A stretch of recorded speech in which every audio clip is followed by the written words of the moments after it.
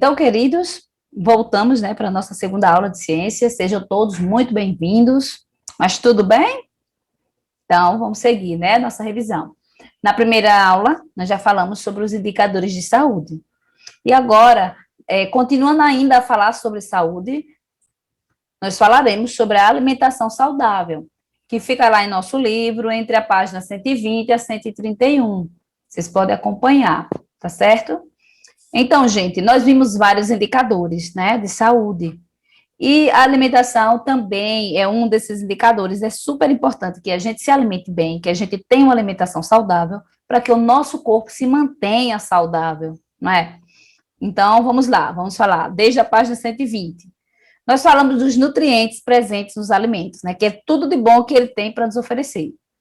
Então, quais foram esses nutrientes? Falamos sobre os carboidratos, né, que é o principal nutriente que fornece energia, que eles também são conhecidos como glicídios ou açúcares, né, eles estão presentes no arroz, no pão, né, nas massas em geral, nos alimentos que apresentam açúcar comum, vamos lá, feijão, batata, por aí tudo, nesses alimentos todos. Nós vemos no nosso livro vários exemplos, certo?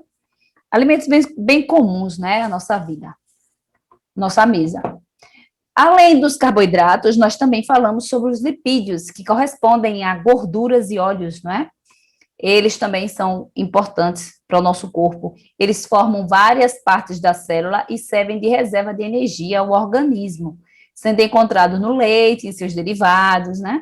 Na gema do ovo, em carnes, azeite, em vegetais ricos em leite, aliás, ricos em óleo, e nos produtos feitos com leite e ovos. São os lipídios. Além de carboidratos e lipídios, nós também falamos em proteínas, que são as principais substâncias de construção do nosso corpo. Além disso, todas as reações e transformações químicas do organismo dependem das proteínas especiais, no caso, enzimas. Os alimentos de origem animal, em geral, boa fonte de proteínas. Ovos, carnes, leite e derivados, né? Tudo fontes de proteínas. Observem, gente, que o mesmo alimento, ele oferece várias proteínas, vários nutrientes, melhor dizendo. O mesmo alimento, ele tem uma série de nutrientes, né? Não é apenas um nutriente, são vários. Também falamos sobre as vitaminas, que é outro tipo de nutriente, só que ele é necessário bem em menor quantidade ao nosso corpo, mas são necessários. A falta de vitaminas, nos causa doenças, então elas são bem necessárias. E também o excesso pode causar doenças, certo? Nós falamos aí da vitamina A, que ela é também chamada de retinol, mantém a pele saudável e também age na visão. Estou falando de maneira superficial, certo? Se vocês lerem com mais atenção aí no livro, vocês vão ver mais detalhes. Vitaminas do complexo B, que é B1, B2, B3, B12, niacina, ácido fólico, é uma série de vitaminas nesse complexo B. Elas agem em muitos processos químicos do corpo, principalmente na respiração celular, que é responsável pela obtenção de energia. Nós também falamos da vitamina C, que a falta dessa vitamina provoca sangramentos na pele. A vitamina D, que facilita a absorção e o depósito de sais de cálcio e fósforo nos ossos, né? Inclusive, ela é encontrada em alimentos gordurosos, né? Gema de ovo, manteiga, peixes, e também produzida na pele pela ação dos raios ultravioleta do sol.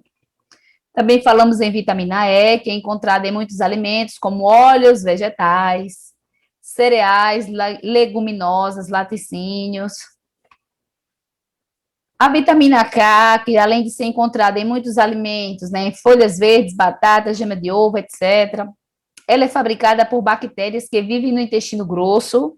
Vocês lembram que tem uma flora intestinal, né, recheadinha de bactérias que são super importantes, né, para o funcionamento do nosso corpo.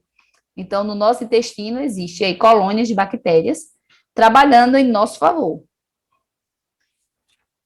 que mais que nós vimos? Sais minerais e água. Nós vimos aí uma série de exemplos de sais minerais e para quê, né? Qual a função deles no nosso corpo? Então, nós falamos de cálcio e fósforo, que formam os ossos e os dentes. Sódio, potássio e cloro, que influenciam no volume de água eliminada ou retida do organismo. O ferro, que forma a hemoglobina, que é a proteína que transporta o oxigênio no sangue. O iodo, que faz parte dos hormônios produzidos pela glândula tireoide, controla a produção de energia na célula e o crescimento do corpo. E também falamos do flúor, que participa na formação de ossos e dentes. Então, todos esses nutrientes, né, são muito necessários para o nosso corpo, para o bom funcionamento. Nós também falamos de insegurança alimentar, que corresponde a saber se as pessoas têm alimento em qualidade e quantidade suficiente para se desenvolverem bem, né, para ter uma vida ativa e saudável. Também falamos em desnutrição, né, que é quando falta algum nutriente na alimentação, né, das pessoas, para a necessidade, né, do organismo. E obesidade, que é justamente o excesso de gordura no nosso corpo, não é? Nós vimos que a obesidade pode trazer uma série de doenças. As pessoas obesas têm maior risco de sofrer ataques cardíacos ou de desenvolver doenças do sistema cardiovascular, como a pressão alta. Também estão mais sujeitas a desenvolver diabetes, cálculos biliares, que são pedras na vesícula, não é? Problemas na coluna e nas articulações, entre outros problemas. Falamos também da herança africana no Brasil, na herança da alimentação, né? Quando nós falamos lá no abará, no acarajé, a feijoada, não é? Que tem suas várias versões de origem, e por aí vai. Então, gente, falamos sobre tudo isso. Agora, a nossa atividade de revisão, né, que vocês, a essas alturas, já têm em mãos, nós vamos responder agora, certo? E fiquem ligadinhos aí, acompanhem comigo, para que vocês, se já responderam, né, que façam suas correções, que é para estar enviando aos professores, tá certo? Vamos lá? Olha aí. A água perdida pelo organismo deve ser reposta, né? Nós precisamos tomar sempre bastante água, né, no decorrer do dia. Essa reposição ocorre pela ingestão direta de líquidos ou alimentos. Os alimentos apresentam diferentes porcentagens de água em sua composição, conforme podemos verificar na tabela a seguir. Então, nós vamos ver os alimentos e o percentual de água, não é? Que correspondem em cada um deles. Vamos lá. O alface, 96%, olha aí, de água. O pepino, 95%. Olha, gente, eu achava que o pepino tinha mais, viu, do que o alface. A melancia, 92%. Brócolis, 91%. Leite desnatado, 91%. Espinafre, 91%. Cenoura crua, 88%. Laranja, 87%. Maçã, 84%. Uva, 81%. Batata cozida, 77%. Ovo, 75%. Banana, 74%. Peixe, 74%. Frango, 70%. Carne de boi, 59%. O pão branco, 37%. A manteiga, 16%. Bolacha de água e sal, 3%. E o açúcar, 1%. Então, observe aí do que tem mais para o que tem menos. Utilizando os dados da tabela e seus conhecimentos, responda o que você entende por porcentagem em massa. Olha aqui. Alface, 96% em massa de água. O que é que vocês entendem? O que é que vocês podem falar sobre isso? A porcentagem representa o quê? É o valor aproximado, né? E quantidade em gramas de um componente existente, né, em 100 gramas de amostra analisada. Aí a letra B. Quais alimentos apresentam o maior e o menor teor de água? Então, vamos lá. O maior vai ser alface, não é? Que tem 96. E o menor vai ser açúcar branco, certo? Letra C. Qual é a massa de água presente em 200 gramas de melancia? Vamos lá. Olha aí, melancia. tem 92 gramas, não é isso? Em 100, né? Em 100 gramas. Ele tem 92%. Em 200 gramas, nós só vamos somar, não é? 92 mais 92 vai dar 184 gramas de água, certo? A letra D. Como ocorre geralmente a perda de água no organismo humano? Como é que a gente perde a água? Através do xixi, não é? Da urina, do suor, não é? E até quando a gente fala, não é? A gente acaba eliminando vapores, não é isso? Vamos lá, nas fezes também, né? Vamos lá, letra E. Quando a perda de água é excessiva ou seu consumo é insuficiente, os rins diminuem a eliminação de água pela urina. E com isso, a urina fica mais concentrada e sua cor se torna mais escura. Já observaram? Quando a gente demora a ir ao banheiro e que a gente vai, aí o xixi está bem escuro, não é? A ingestão de qual fruta seria mais indicada para restabelecer o funcionamento normal dos rins e justifique a sua resposta? Qual que vocês acham aí? Para restabelecer. A qual fruta? Seria melancia. Por quê? Porque é a que tem mais água, não é? Então, a que tivesse mais água, né? Que tivesse ao nosso alcance com mais água, era a que iríamos utilizar. Então, gente, continuando agora a segunda questão. A água é o componente mais abundante no corpo humano, variando entre 60%, né, e 75% da massa, em função da idade do indivíduo. A sede é a maneira pela qual o organismo nos avisa que devemos beber água. No entanto, não devemos bebê-la apenas quando sentimos sede, mas sim ao longo do dia. Em algumas situações, podemos sofrer desidratação, colocando a vida em risco. Então, com relação à desidratação, explique o que é. Letra A. O que é, gente, a desidratação? É justamente a perda excessiva da água, não é? A perda excessiva de água pelo organismo. Aí vem a letra B. Quais são as suas possíveis causas? O que é que vocês acham? Então, pode ser causada por falta de reposição adequada de água, quando a gente deixa de tomar a água, né? Às vezes a gente esquece, está fazendo alguma coisa e nem lembra de tomar água. Também por diarreias e vômitos intensos, né? Transpiração excessiva, entre outras. A letra C. Quais são os principais sintomas da desidratação? Como é que eu sei que eu estou desidratada? Então, os principais sintomas são fraqueza, dor de cabeça, perda súbita de peso, ressecamento da pele. São alguns sintomas. Confusão mental e o aumento da temperatura corporal. Esses são os principais sintomas da desidratação. E o que devemos fazer para evitá-lo? É muito fácil, né? É só ingerir bastante líquidos, né? Para evitá-la, é importante manter o corpo sempre bem hidratado e tomar soro caseiro ou soro de reposição oral. Se está com diarreia, toma um soro caseiro, passa quase que imediatamente, né? Então, rapidinho, melhora. O que mais a gente faz? Esse soro de reposição, né, ele é vendido nas farmácias ou distribuídos em postos de saúde.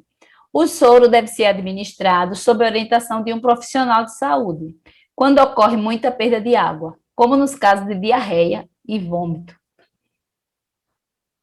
Aí a questão 3. Leia o texto abaixo e responda as questões. Olha aí, um texto sobre diet ou light. Vocês já ouviram? Que alimento, como é um alimento diet? Como é um alimento light? O que é que tem neles de diferente? Você já deve ter observado em alguns rótulos de alimentos industrializados as inscrições diet e light. Nos últimos anos, com a crescente procura de uma alimentação mais saudável, que proporcione saúde e bem-estar, os alimentos, né, os produtos diet e light, vêm se tornando cada vez mais populares.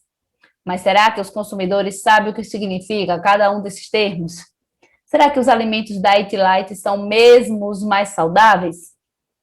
De acordo com a Agência Nacional de Vigilância Sanitária, que é a Anvisa, o termo diet, dietético, pode ser usado em alimentos próprios para dietas em que há necessidade de eliminação de um ou mais ingredientes da fórmula original. Por exemplo, dieta com produtos sem açúcar, indicada para pacientes diabéticos. Dieta com produtos sem sal, indicada para pacientes hipertensos, né, com pressão arterial elevada. Dietas com produtos sem gorduras, indicada para pacientes com níveis elevados de colesterol, que é um tipo de gordura.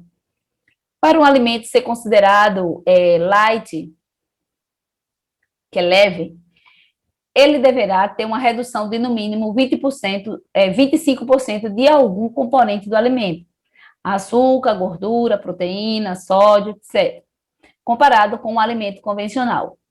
Um produto light ou diet só terá menos calorias se houver uma redução de um ingrediente calórico como carboidratos, gorduras ou proteínas, e não de substâncias não calóricas como o sódio, que é o sal.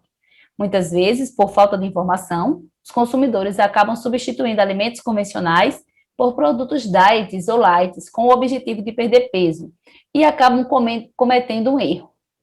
Além disso, é comum que produtos industrializados tenham muito sódio, pois ele ajuda a dar gosto e preservar os alimentos. E muitas gorduras do tipo trans, que embora contribuam para dar sabor e textura agradáveis aos alimentos, são prejudiciais à saúde. Fique atento na hora de comprar um alimento industrializado e fique cuidadosamente, verifique, cuidadosamente os rótulos para poder avaliar se o produto, se o alimento que você vai consumir atende suas necessidades sem prejuízo à sua saúde. Aí vem agora as questões. Observe o rótulo abaixo de um tipo de leite e responda. Está aqui a informação nutricional, porção de 200 ml, que é um copo, valor energético, carboidrato, proteínas, gorduras totais, gorduras saturadas, gorduras trans, fibra alimentar, cálcio e sódio, todos os nutrientes. Aqui está a quantidade, por porção, e aqui são os valores diários, o percentual, para uma dieta de 2.000 calorias. Aí vamos às perguntas. Qual é o valor energético de um copo de leite? Olha aqui, a gente já encontra a resposta, não é? 70 calorias, que corresponde a 294 quilocalorias. Vamos lá. Letra B. Em termos percentuais, o que um copo de leite representa, considerando a necessidade diária, média, de calorias, ou energia para o indivíduo? Representa quanto? 3,5%. Letra C. Quais são os dois nutrientes que aparecem em maior quantidade no produto? Quais são os que aparecem em maior quantidade, gente? Olha aí. O cálcio e o sódio. Olha aí, ó. Aliás, Tô trocando aqui. Tô trocando aqui, porque aqui é miligramas, E aqui é gramas. Então, quais os dois nutrientes em maior quantidade? Os carboidratos, 10 gramas, e as proteínas, 6 gramas, certo? Cite outros alimentos ricos desses nutrientes. Ricos em carboidratos, as massas, gente, de uma maneira geral. Proteínas, carnes, o leite, ovos. Eles são ricos nos dois, tanto em proteínas quanto carboidratos. Letra D. Qual é o nutriente que aparece em menor quantidade? Desses aqui, qual é o que aparece em menor quantidade? Aqui vai ser, nesse caso, vai ser o sódio, Que é em menor quantidade, que é 100 mg. E a outra pergunta, qual é o sal mineral presente em maior quantidade no leite? O cálcio, Olha aí, 228 gramas. mg, miligramas. A letra F, qual é o grupo de nutrientes que não aparece no rótulo desses alimentos? Nós falamos em gorduras, que poderia ser os lipídios, Proteínas, carboidratos, sais, está faltando as vitaminas. Ele não aparece aí. Vitaminas. Aí a letra G. Só pelas informações contidas no rótulo, dá para saber se o alimento é de origem animal ou vegetal? Então, dá para se supor, não é? Que como ele não apresenta fibras, as fibras, olha aí, fibra alimentar, não contém. Como ele não contém fibra, que fibra geralmente ela se apresenta no alimento de origem vegetal. Então, por não conter fibra, a gente espera que seja animal, justamente porque não tem, né? E é de alimento de origem vegetal. A letra H, um copo de leite contém 228 mg de cálcio, que corresponde a 23% das necessidades diárias de uma pessoa. Que outros alimentos poderiam complementar a dieta como fonte de cálcio? Então, onde mais poderia estar encontrando cálcio? A gente já sabe que aí é o leite, o copo de leite. Então, onde mais poderia estar encontrando? Então, os produtos derivados do leite, né? Como queijo, iogurte, requeijão, todos eles são fontes de cálcio. E ovo também, e hortaliça verde, né? Couve, espinafre, brócolis, entre outras. Todos esses alimentos são fontes de cálcio. Gente, então tá aí respondida a nossa atividade. Procurem responder tudo direitinho para enviar aos professores, certo? Então, boa sorte aí nas provas, né, nas avaliações que virão. E fiquem com Deus. Tenham uma ótima semana. Tchau.